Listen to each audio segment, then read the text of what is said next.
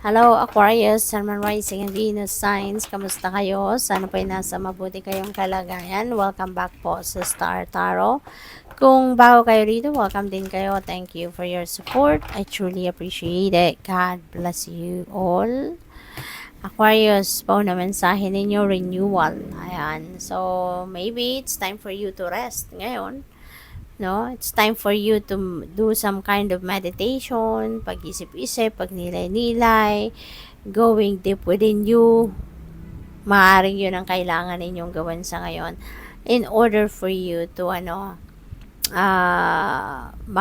tawag dito, makapag-isip ng mabuti, no?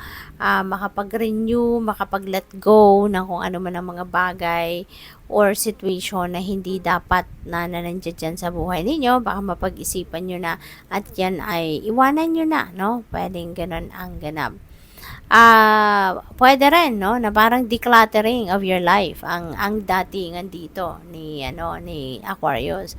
Pwedeng kailangan ninyo din dito na magpahinga, mag-step back from your daily grind para nang sa gayon makapag-isip-isip at makapag-re-evaluate ng buhay ninyo, 'di ba? What have you done already? 'Di ba?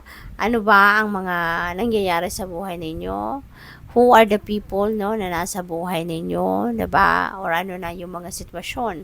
Kasi maaari ngayon magising kayo sa katotohanan na may mga parte pala ng sarili ninyo na hindi na dapat na nandiyan pa sa buhay ninyo, hindi ba?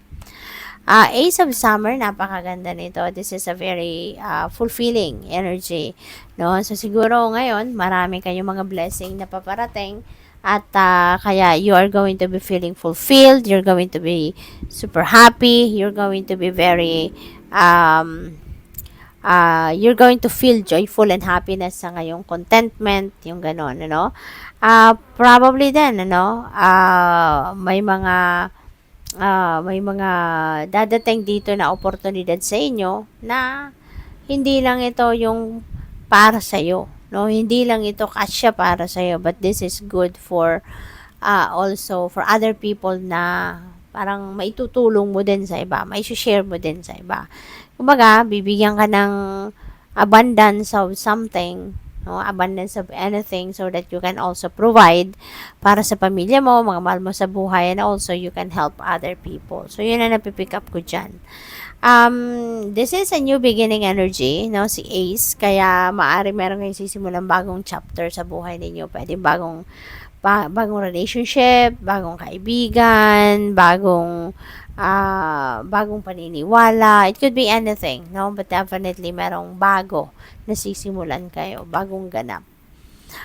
Balance also will be back in your life, which is really good, no? Maaaring sa ngayon mabibigyan nyo na din ng panahon ang iba't ibang parte ng buhay ninyo, no? Kung dati baka distracted kayo or kung dati multitasking kayo, 'di ba? Kaya hindi niyo na ibibigay yung 100%, 100% niyo sa lahat ng areas ng buhay ninyo kasi maybe you're just juggling few areas of life, no? Yun lang pinagkakaabalahan ninyo. But ngayon, no, mukhang mababalanse mo na ang lahat.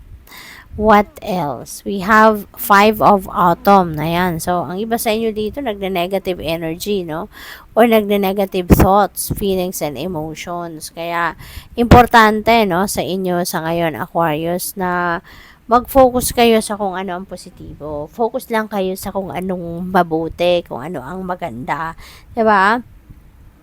At tanggalin na kung ano man ang mga negatibo ang epekto sa buhay ninyo. Kasi masasabotage lang yan ang mga magagandang blessing na dapat ay paparating sa inyo. Okay? Kaya ano lang kayo, chill lang. Okay? Chill lang.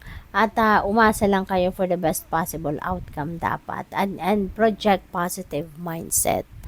What else? We have the world. Ayan. So, sa world, ano to? Accomplishments and achievements. Panahon ito ng inyong tagumpay. No? This is a very successful period sa buhay ninyo. This is a very successful time din sa buhay ninyo. Okay? At kailangan na kayo rito. Kailangan na mag-celebrate din, 'di ba? Para nang sa gayon ma-inspire kayo lalo. As you head towards a new beginning, mas may inspire kayo sa bago ninyong gagawin na mas lalo ka magsisipag, mas lalo kayong magpapaka ang tawag dito, magiging masigasig, yung ganon. Kasi nga, inspirado kayo, no? Kasi kahit papaano, 'di ba? Nai-enjoy niyo naman talaga kung ano yung inyong pinagtagumpayan. So pwedeng merong mga long-term projects kayo rito na matatapos na, pwedeng pag-aaral din, pwedeng ganun. Or since si world is also travel energy, baka meron din kayo mga opportunities to travel, no, na makukuha sa ngayon. Pwedeng expansion, 'di ba?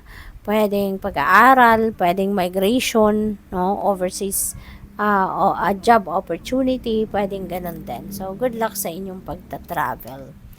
Tagumpay, you're very lucky, no? You're very lucky sa ngayon. Napakaswerte mo, ang daming blessing na paparating. Yung tagumpay ninyo, you will be financially rewarded, no? Dito sa 6 of Spring, pwedeng ma-promote kayo, pwedeng mabigyan kayo ng pay raise, mabigyan kayo ng mga extrang employment benefits, no? At kung ano-ano pa, recognition, basta magiging sikat ka. 'Di ba? Maraming tao ngayon na mas makakapansin sa'yo, mas maraming tao yung magpupuri sa'yo, makikilala ka na ng maraming tao. So, good job. No? So, thank you for watching Love and Light. Namaste.